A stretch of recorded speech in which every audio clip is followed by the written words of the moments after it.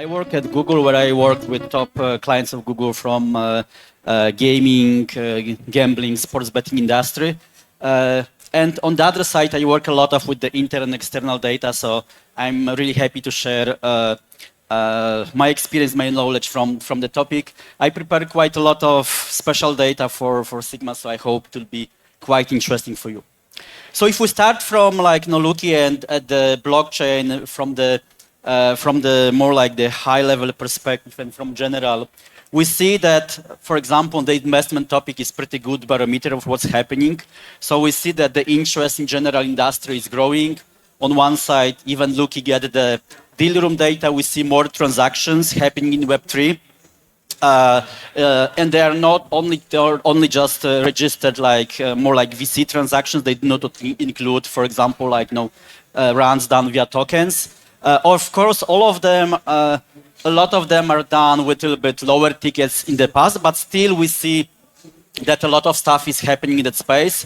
If we look at what's happening in the Web3 gaming overall, it's actually getting even more interesting because this Web3 overall, actually growth of the transactions overall in Web3 gaming is bigger than in blockchain overall.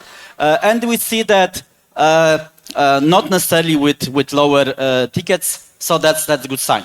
But that's just overall perspective. What we can look at and what we can say in general about gaming if we look at the Web3. So with what we can learn from the data. So starting actually, I think some question that is asked very often, not very often answered, is like why people really play games. And I think a lot of developers who are building the blockchain games are not asking the question. And what is interesting, we see that number one question, that's probably the widest that type of survey done, which I gathered for you. It's based on the GVI from the 2023, quite recent. And we see that number one question and number one answer is in general for fun, for relax. And that was even mentioned in the previous presentation. And of course, if you look at the games and why sometimes they're not picking up on the market, on the Web3 space, very often they're not fun. Yeah? So they were rather done from the technical perspective, and that's why they're not very fun and we're not very picking up. But that's more general.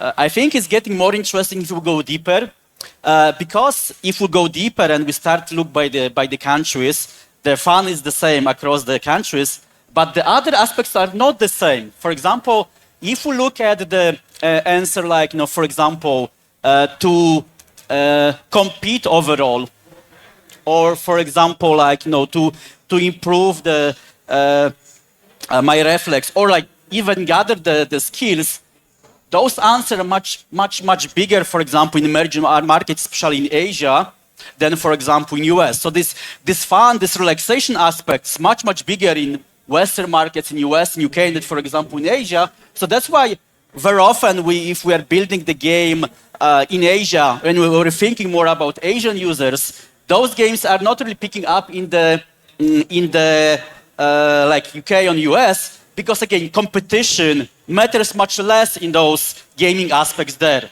For example, as the Google, sometime we did the quite interesting survey around gaming in India. And what was actually realized that many people still who play in India, they kind of feel guilty. They feel guilty that they are losing the time playing. So they have much more willingness to, for example, play the game if they have the ability or the consciousness, okay, I'm learning something new. And we see exactly that, for example, learning new skills in Philippines, in India, is much bigger than, for example, in UK.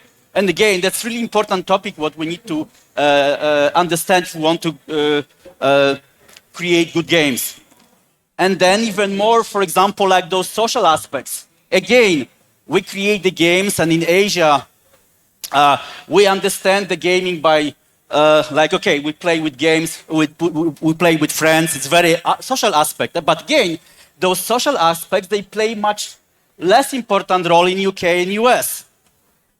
Because over there, people, again, play much more often, for example, the game, to kill the time, to just get some pleasure, to just have more relaxation than this socialization experience. And again, if we want to create good games, especially in the Web3 space, it's really important to understand it. That is, too often we talk about general gamer, which is much, much broader perspective, and it's actually getting more and more differentiated across the many different countries. Then we can ask, okay, but what about Web3? What we know in general about Web3 gamers? And the reason even why we talk about gaming in the relation to Web3, that's very recent data done, that I took from Statista, which is looking at, okay, what is in general, if we compare the people who are coming from the crypto space, so the red column, with the people who are in general internet users in the specific country, we see that across all countries, the crypto users and blockchain users are way, way more likely to be gamer than just general online player. So that's why it actually matters so much to really talk about Web3 and gaming, because it's very natural correlation between those aspects. And the reason sometimes it doesn't work is exactly the previous case, that there is not enough good content for those players, but the interest on the user side really exists. And then, if we go deeper, we can even ask us, okay, we, for example, see that in general, those NFT and crypto enthusiasts are early adopters as well. So that's why, again, if we create the content for the gaming users, too often we create the content for heavy users, for those who are like early adopters, which is nice, because in general, NFT users are early adopters, but overall gaming space is much bigger. So that's depending how we want to kind of do. Either we want to focus on NFT users, which are more heavy and early adopters, or we think about more broader perspective. And of course, if we go deeper and you ask us, okay, but what is the base? And we see that on one side, the number of crypto users is growing. It's not easy to estimate it, but that's the kind of latest estimation based on crypto.com and based on a few other sources. Of course, it's not easy sometimes to understand the real number of users, because some users can have more than a few wallets. But on the other side, a lot of regions, for example, China, is not included there for really specific reasons that the users are really not saying that they have the wallets. But we see that in general, the space is growing. But still, if we look at the gamers, like 3 billions, and here we have maximum number like 500 millions, we see that in general, this crypto space is much smaller than the gaming space.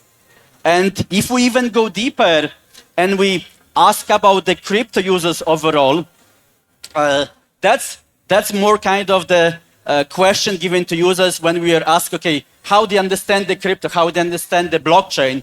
And we see that even in this crypto space, because we could see that's the base, the level of the people, like the number of people who are really deep in the crypto is pretty low, because again, we see really nice number of people who heard about Bitcoin, about blockchain, but if we start to look for the people, okay, what are the people who know what is called wallet, then the number is very low. And that's something we need to remember when we create games on the blockchain.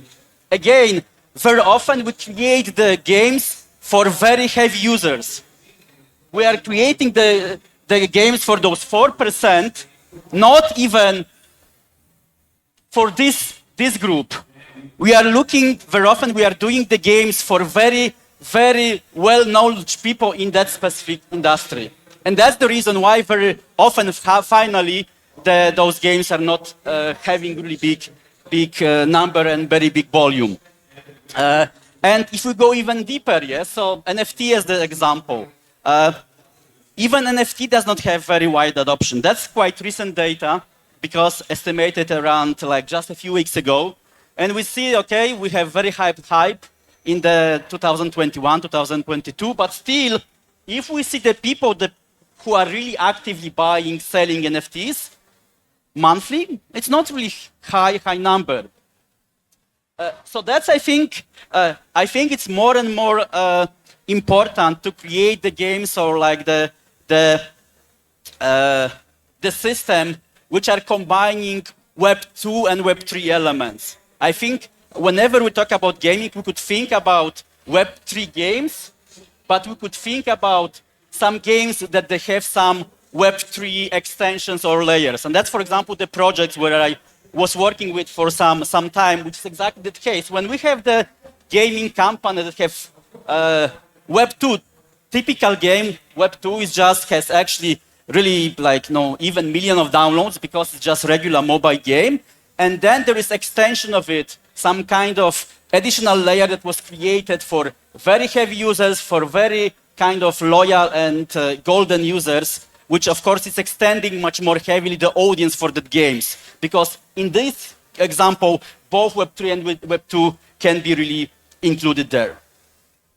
And if we go even deeper, that's actually quite interesting analysis that I did for you, which was analysis of top 3 games.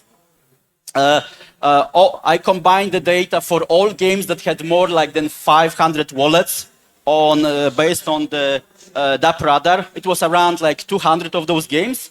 So we see that the number of visits for those games is growing, which is a good sign.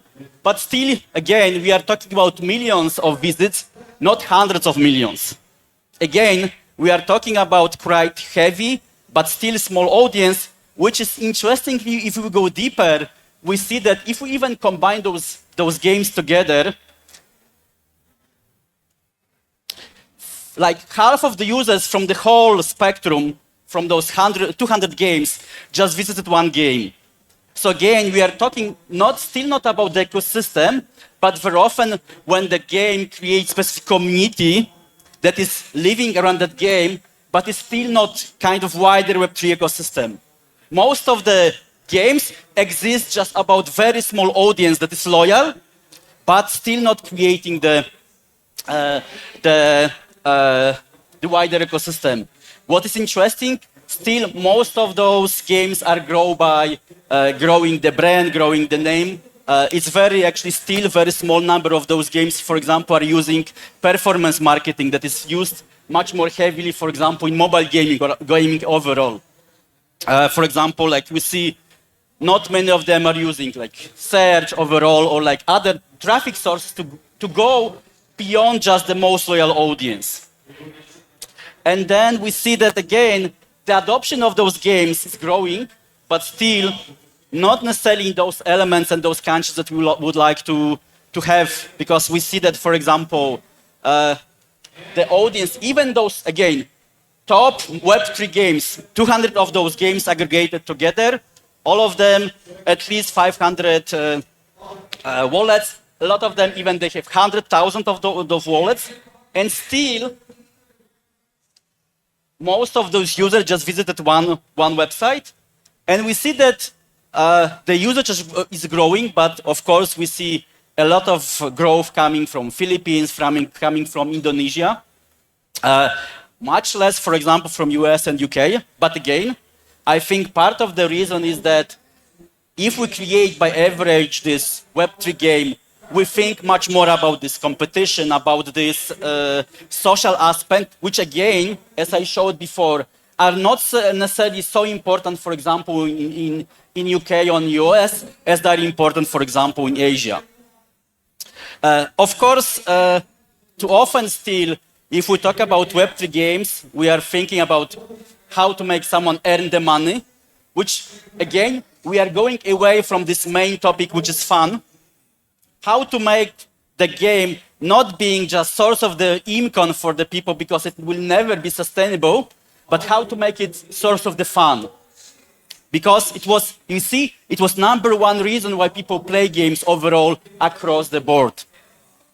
And again, still I think that there is really big chance for Asia in that, because if we go deeper, and that's very, very interesting research that I did for Sigma, when the people were asked, okay, which technologies are you really excited about?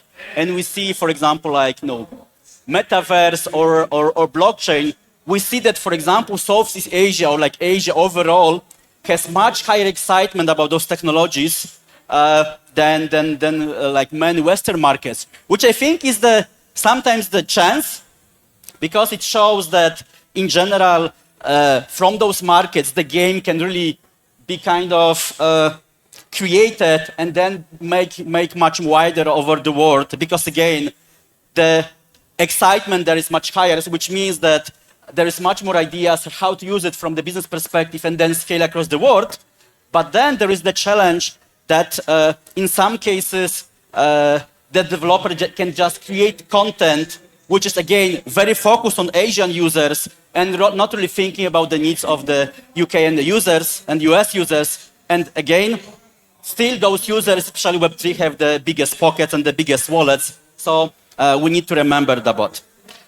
And I will leave you with the last data, which I think is giving kind of the good hope for the future. Because even if I look at the internal Google data, and I look, for example, okay, how this Web3 games is looking at Google overall, we see that in the last months it's really picking up, it's really growing, and the search is usually very often kind of good barometer of what people hear, how people react, which means that, again, I think there is really big business opportunity happening there. And as I show, I think there is really good reason to think why Asia can really gain the benefit from that, how actually you can really gain the benefit from that. So I would leave you with those aspects. And again, if I would like to summarize my presentation, again, it's a really growing aspect, really growing business. Emerging markets are playing very important role in that ecosystem. It can really lead because from the user's perspective, users really want to be in that space. We need to remember about these fun aspects because it's still the #1 important aspect in gaming overall. And have in mind some early adopter, but still not just focus only on those people. And again, I hope it was useful and interesting for you. Happy to connect you with LinkedIn. So I'm of course available after the presentation. So if you'd like any questions, happy to talk about that with you. Thank you.